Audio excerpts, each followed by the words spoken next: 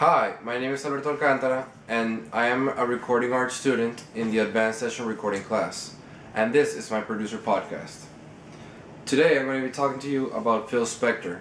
Phil Spector obviously is one of the best recording producers of all time.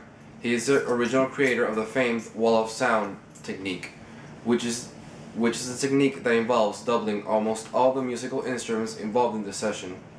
It incorporates orchestral arrangements which wasn't normally heard in rock and roll songs. He started music at a very young age, playing guitar at age 16. This was his opening into the musical world. Eventually he started being tutored by co-owner of Gold Star Studios in Hollywood, Stan Ross, in producing and recording. This influenced Spector's production style greatly.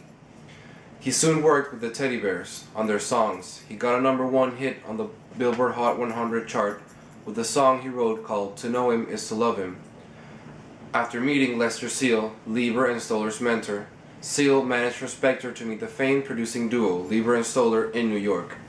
Thanks to this, he quickly learned how to use a studio and how to work in one. He even got to co-write one of Benny King's songs, Spanish Harlem.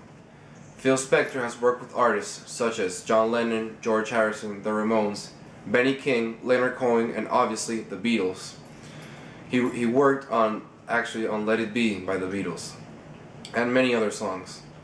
As stated before, Phil Spector has a very characteristic style. He was the creator of the wall of sound. I personally like Phil Spector's producing technique because his style really shows in the recording of the music.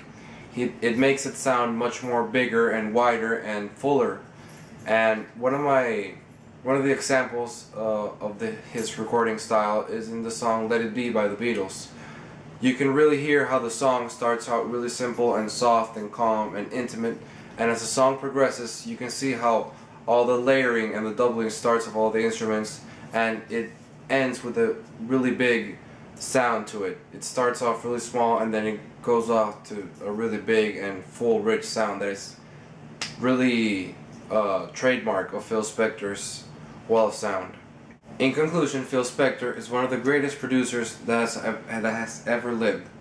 He is one that has influenced and inspired a lot of producers nowadays, and he has opened our eyes to bigger and better things in the production world.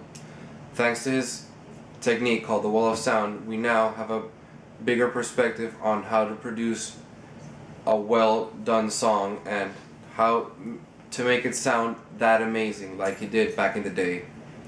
Thank you for watching.